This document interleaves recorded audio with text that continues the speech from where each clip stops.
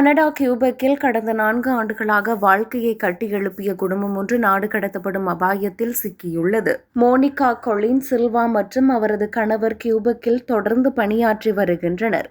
தங்களின் எதிர்காலத்தை அங்கேயே அமைத்துக் கொள்ள வேண்டும் என்பதே ஒரே கனவாக இருந்தது.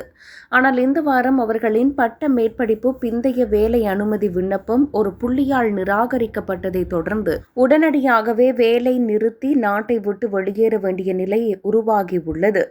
என் சக ஊழியர்கள், நண்பர்கள் அனைவரும் அதிர்ச்சியில் உள்ளனர். இது எப்படி நடந்தது என்று யாருக்கும் புரியவில்லை என மோனிகா வேதனையுடன் கூறியுள்ளார்.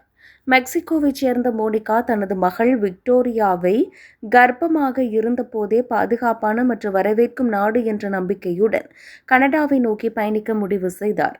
கனடா பாதுகாப்பானது, வெளிநாட்டவர்களை வரவேற்கும் நாடு என்ற நிறைய கேள்விப்பட்டிருக்கிறேன் என அவர் நினைவு கூர்ந்தார். 2022ஆம் ஆண்டு இறுதியில் அனைத்து தகுதிகளையும் பூர்த்தி செய்த அவர் தனது 4 வயது மகள் மற்றும் கணவருடன் கியூபெக் நகருக்கு குடிபெயர்ந்தார். 3வது மொழியில் முதுகலை படிப்பது மிகப்பெரிய சவாலாக இருந்தது.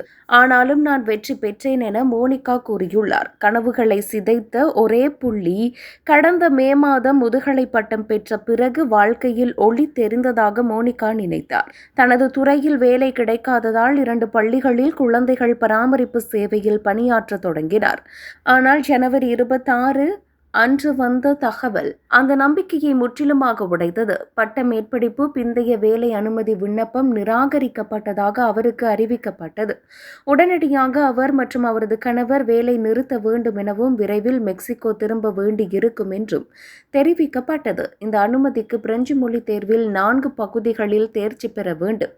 அதில் 3 பகுதிகளில் தேவையான குறைந்தபட்ச மதிப்பெண்ணை விட அதிகமாக மோனிகா பெற்றிருந்தார். ஆனால் எழுத்து தேர்வில் அவர் பெற்றது 427 புள்ளிகள் மட்டுமே. தேவைப்படுவது 428 என்பது குறிப்பிடத்தக்கது. 2024 இறுதிக்கு பிறகு பட்ட மேற்படிப்பு பிந்தைய வேலை அனுமதிக்காக மொழி தேர்வு முடிவுகள் கட்டாயமாக்கப்பட்டுள்ளன.